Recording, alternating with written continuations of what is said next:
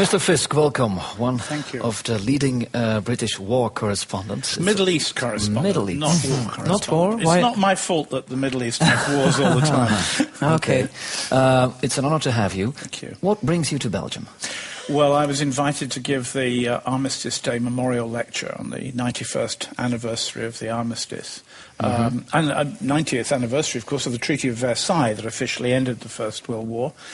And because my dad, who was much older than my mother, of course, was a soldier in the Third Battle of the Somme, aged 19 in 1918. The First World War. First, not the second, the first. There's not many people who can say their dad was in the First World War today and be as young as I am. Yeah, that's right. And he even took a camera. He took pictures in the First World War of no man's land, of German prisoners. And he lived quite a long time into my life, so I have a very clear memory of him talking about this huge catastrophe which overwhelmed Europe at that time. Is it true that you are now staying in the same hotel as when you were here with your father? Yes, he brought me here first in 1956. He went first to the Somme to show me the house he was billeted in on the 11th of November, which was in a small village called Louvencourt. It's very close to Albert. And then he brought me to stay in the Old Tom Hotel with my mum and him in Ypres.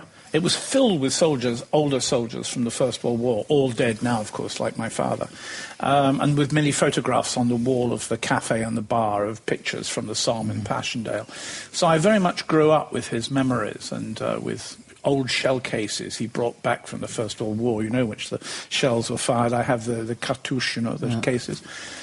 So I very much lived that war, and his library, when he died, I inherited. It was packed with books about General Haig and Joffre and the collapse of Brussels, the German invasion of Belgium, the destruction of Louvain, and real German atrocities that did, of course, actually occur here in Belgium, not just the propaganda version, but the real version. So I grew up very much with Ypres and the Somme in my mind. And have you visited the battlefields and many times, many actually, times? yes. Which your father? Eventually, my father grew too old to drive, and I used to have to drive him from the Somme to Ypres to Verdun.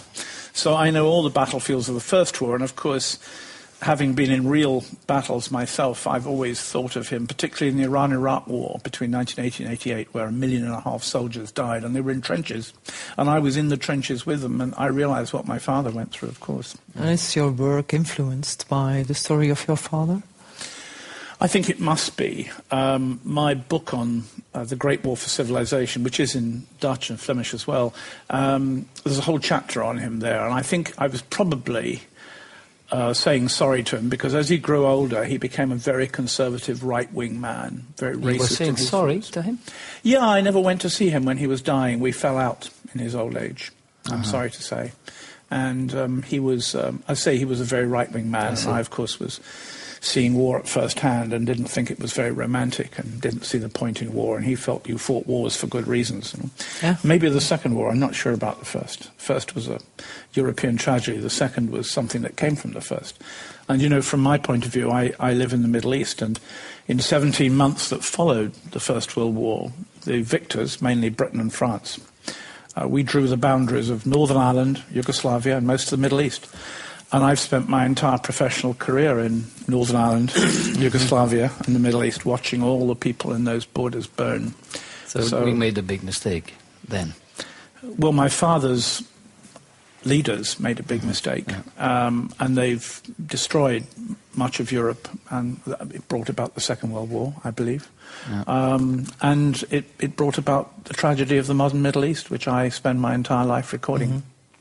You live in Beirut. Yes, I live in Beirut, but I travel to Baghdad and Kabul, and I travel all over the Middle Eastern region. I go as far as Islamabad in Pakistan. You've become a famous journalist. In theory.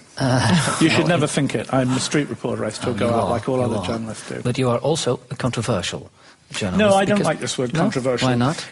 Because it's a way of saying there's something dodgy about him. There's nothing dodgy about me. The only thing that's different between, I suppose, and I'm not the only reporter who's trying to do what I'm trying to do, I believe that we should be unbiased and neutral on the side of those who suffer, not have what I call 50-50 journalism, where you give equal time to each side in a dispute, like you would if you were reporting a football match or a public inquiry into a new autobahn, you know. You take a position. Well, no. The Middle East is